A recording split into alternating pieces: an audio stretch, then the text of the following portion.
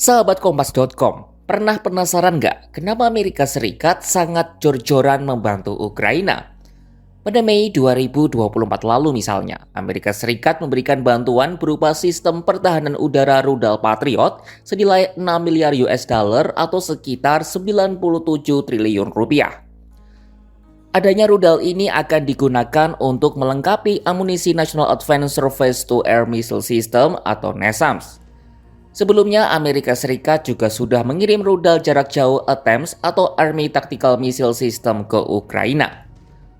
Washington juga berencana memberikan lebih banyak uang ke Ukraina dari aset Rusia yang dibekukan.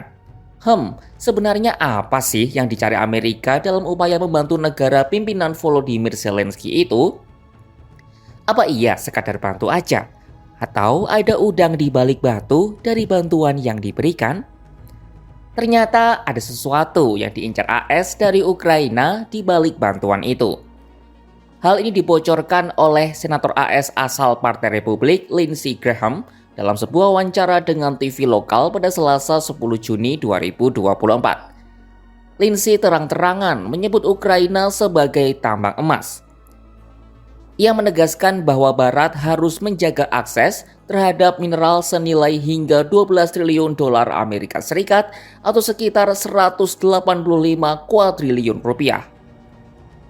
Sebabnya sumber daya itu dapat direbut oleh Presiden Rusia Vladimir Putin dan berujung dibagi dengan sekutu mereka Cina. Apalagi dengan sumber daya sebesar itu, Ukraina disebutnya dapat menjadi negara terkaya di Eropa. What did Trump do to get the weapons flowing? He created a loan system.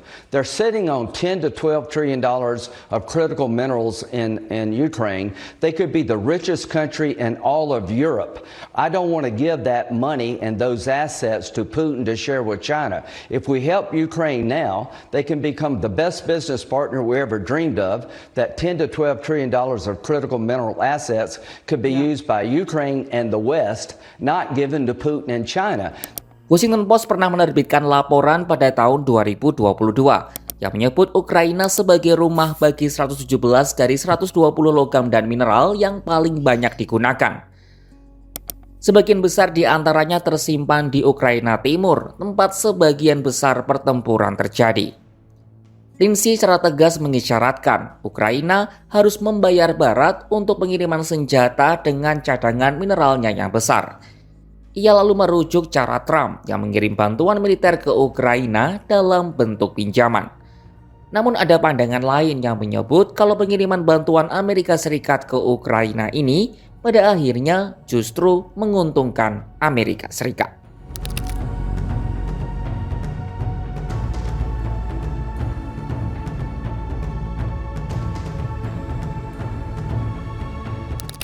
Jeffrey A. Sonnenfeld dan Stephen Tian, dua orang akademisi AS, memaparkan berbagai keuntungan yang berpotensi diterima negeri Paman Sam jika membantu Ukraina. Pertama, meskipun beberapa pihak mungkin mengklaim bantuan Amerika Serikat lenyap ke dalam kubangan korupsi Ukraina yang tak terkendali, satu studi menunjukkan bahwa 90% bantuan AS sebenarnya tidak dikirim ke Ukraina. Dana ini tetap berada di AS karena ditujukan untuk membeli senjata-senjata buatan dalam negeri. Dana itu yang berjumlah puluhan miliar dolar AS telah menggerakkan lebih dari 100 fasilitas manufaktur industri baru dan menciptakan lapangan kerja di sedikitnya 38 negara bagian. Sebagai informasi, hampir semua amunisi yang paling diandalkan Ukraina sepenuhnya dibuat di AS. Mulai dari lembing yang dibuat di Alabama, hingga sistem roket peluncur ganda terpandu atau GMLRS yang dibuat di Virginia Barat, Arkansas, dan Texas. Belum lagi barang-barang yang harganya lebih murah seperti peralatan penglihatan malam, perlengkapan medis, dan amunisi senjata ringan. Bantuan tambahan apapun untuk Ukraina kemungkinan besar hanya akan semakin membantu ekonomi AS karena senjata yang dikirim sebagian besar merupakan inventaris lama yang sudah lusuh. Kedua, invasi Rusia ke Ukraina mengurangi beban pendanaan AS ke NATO. Sebelumnya, Presiden Trump hingga Obama mengeluhkan negara-negara Eropa yang dianggap kurang berkontribusi bagi NATO. Trump bahkan mengancam akan membiarkan Rusia melakukan apapun terhadap anggota NATO. Hal ini terlihat dari naiknya anggaran belanja pertahanan dari negara-negara NATO. Sebelum invasi Rusia, hanya 2 negara Eropa yang menghabiskan lebih dari 2% PDB mereka untuk belanja pertahanan. Sekarang 11 anggota NATO menghabiskan lebih dari 2% PDB mereka untuk pertahanan. Komitmen keuangan Eropa terhadap Ukraina kini juga telah melebihi AS. Ketiga, AS dapat menang melawan Rusia tanpa berperang secara langsung. Sebabnya Rusia dalam laporan itu diklaim telah kehilangan 50% kekuatan militernya akibat perang dengan Ukraina. Rusia juga sudah menghabiskan 40% dari anggarannya hanya untuk pertahanan. Sementara AS hanya menggunakan 5% dari anggaran pertahanan dan kurang dari 1% dari total belanja pemerintah.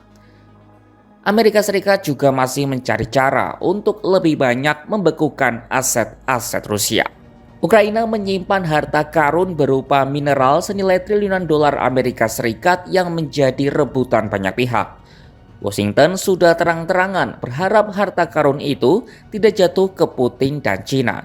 Di lain sisi, bantuan AS ke Ukraina justru menjadi mesin penggerak bagi industri pertahanan negeri Paman Sam. Apalagi perang dengan Ukraina juga memperlemah militer Rusia dengan sendirinya. Saksikan perkembangannya hanya di kanal YouTube Kompas.com.